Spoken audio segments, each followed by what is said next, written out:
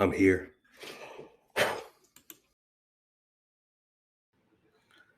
Hey guys, Broken Prophet here. And before we get into episode 5 of my buddy Travis here's story about him working at a half price voodoo shop, I just want to tell you guys thank you so much. I know this is a hoodoo channel devoted to the legitimate practice of traditional hoodoo, root work, or conjure, whatever you want to call it. I know you guys are looking for your spell work videos, and believe me, they are coming. I have one that I'm about to drop that is, kind of tied to this story, and I think you guys are going to like the correlation.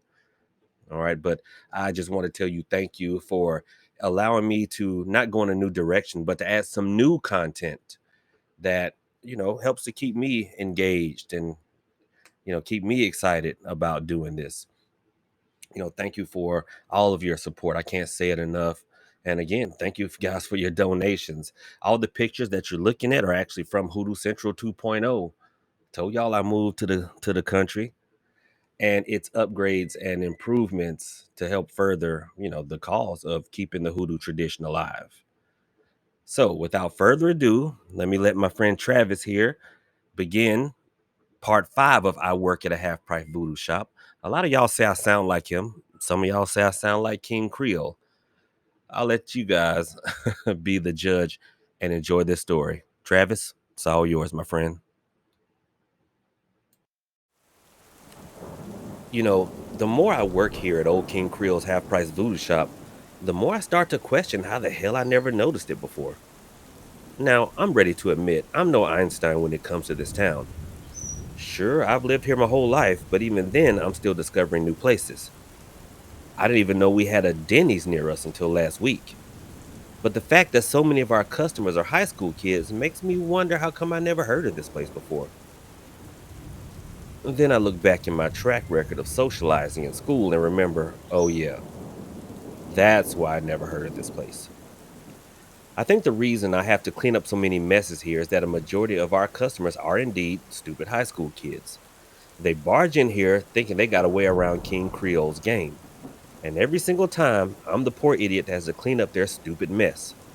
It's to the point where anytime I see a teenager come into the shop, I instinctively reach behind the counter for some rubber gloves, because I know I have to wipe what's left of them off the floor and walls.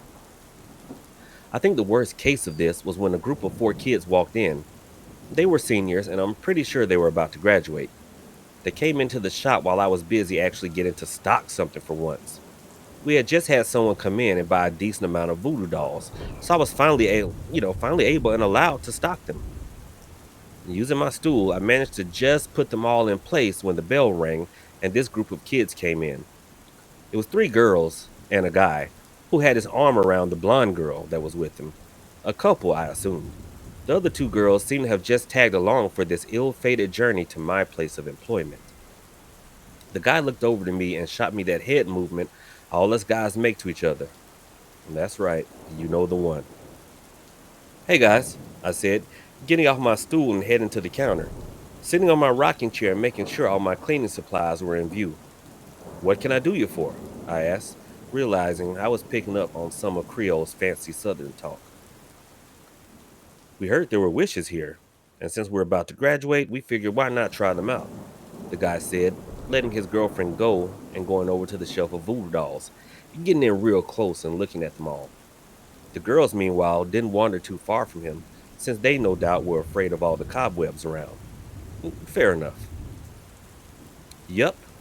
Do all of you want one? I asked, dreading the answer that I expected. The guy and his girlfriend nodded, while only one of the other girls, a black-haired girl in a blouse, responded as well with a nod. The last girl, in her hoodie, though, just shook her head. Figured she just got dragged here. Ah, Travis, my dear boy, seems you've brought in quite the bit of customers, Creole hummed, walking over to me from seemingly nowhere. He does that a lot. And smiling at the group of students, all of whom instantly backed up a couple of feet in shock at my boss's appearance. Wow, freaky costume, man, the guy said, chuckling, trying to keep up a brave face in front of his girl. But I could tell he was seconds away from pissing himself.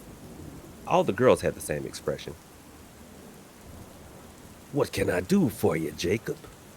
the boss man asked, looking at me.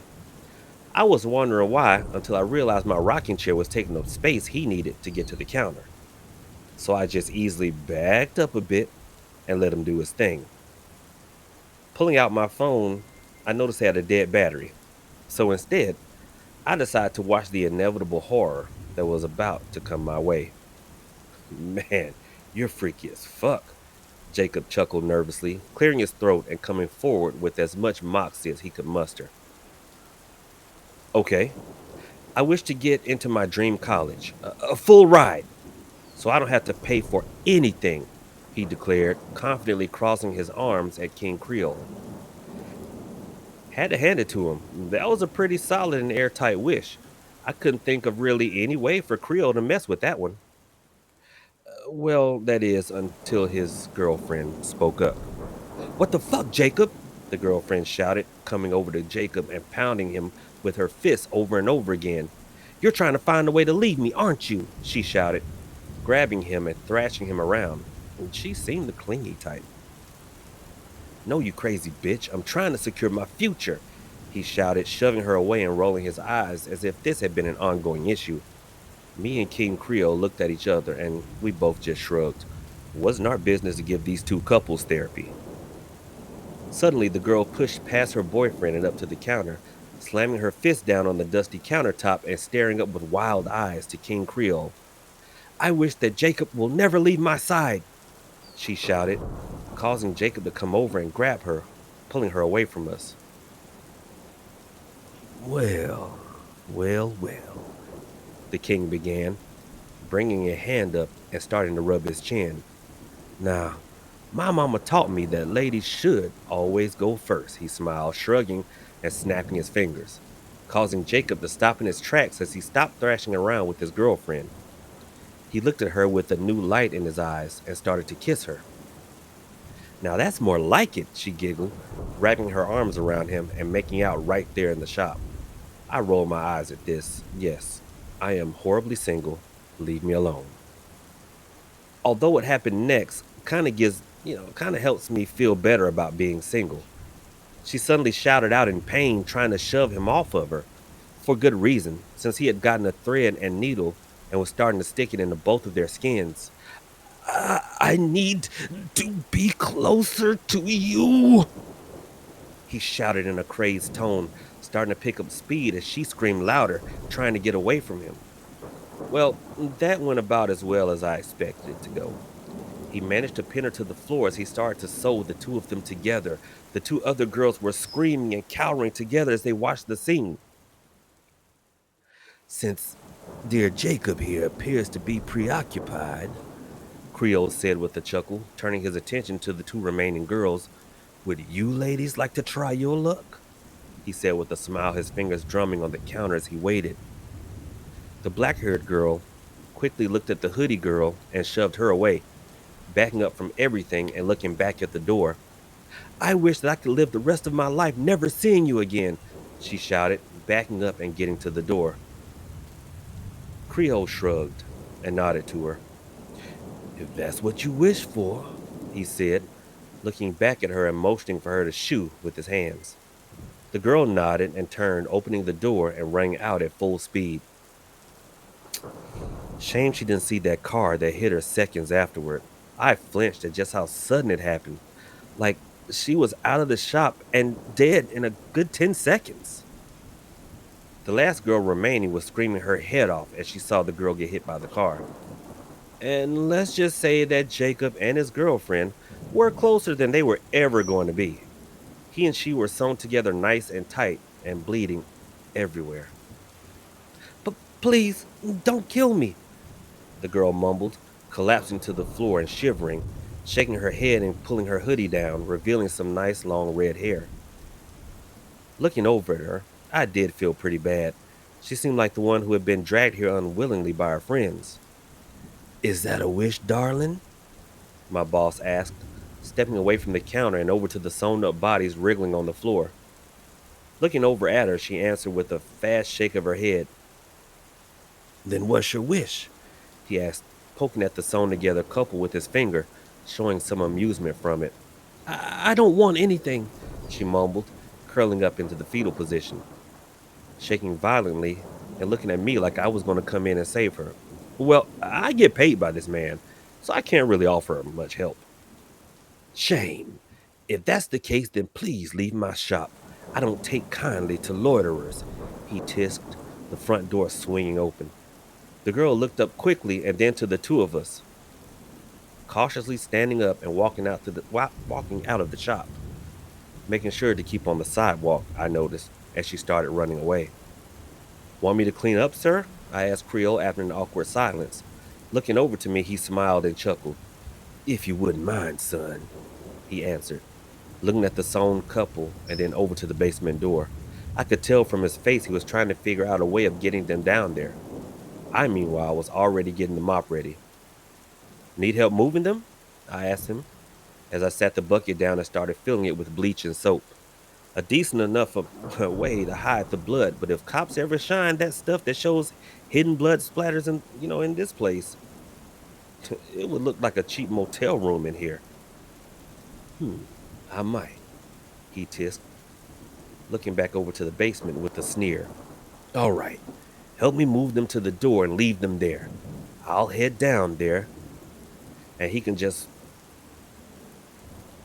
wriggle around with her. Then you roll them down when I say it's all right. He nodded at me. Not having much of a choice since I did offer to help, I helped him pick them up and carry them close to the door. The girl gurgling something incoherent at me since her and Jacob's mouths had been sewn together. I assumed it was a plea for help. Once they were down at the foot of the door, Creole unlocked it and opened it. I peeked from behind his shoulder to see if I could get a look, but nothing but blackness stared back at me. All right, well, it actually looks like we can just kick them down there, Creole hummed, placing his dress shoe on the wriggling mass and shoving it down the stairs. The wet smacking and rolling were heard for a good solid 30 seconds. We waited, the door still open. Then we heard rapid crawling coming towards us. Before I could see the mysterious basement creature, Creole slammed the door closed and locked it tight. Well, I said after a decent amount of silence, I'll start cleaning. Backing away from Creole and heading back to my mopping bucket, I started to wipe away all the evidence of our latest crime. When I looked back at the basement, King Creole was still standing there. He was looking at the basement with his usual anger, before wordlessly just walking back over to his office. I let him go, continuing to do the part of the job I hated most. While I was busy mopping, contemplating if I really should have gone into college, the door opened up and I heard the familiar words of, "Hands in the air!" I raised my hands up quickly, my mop hitting the floor, and I turned to look at who was holding me up this time. Turned out, it was a cop.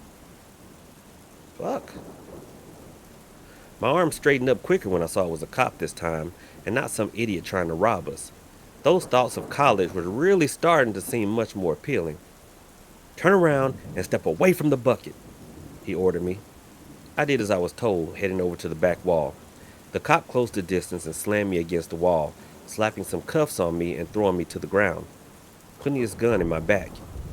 Where's your boss? He asked me, grabbing my head up so I could answer him. Oh, over there in the office. I motioned towards his office.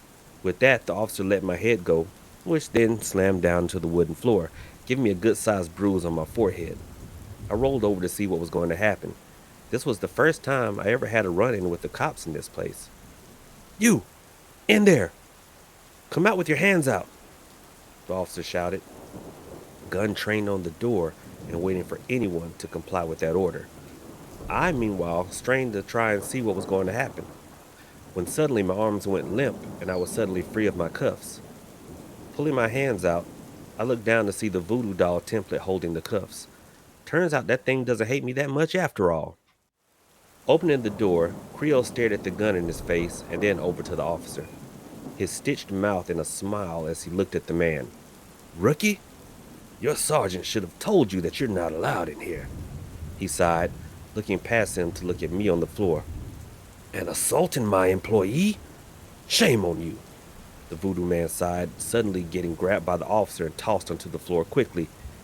Keep your mouth shut, you fucker. What did you do with the bodies? He shouted, putting his foot on Creole's back. I felt afraid for the officer.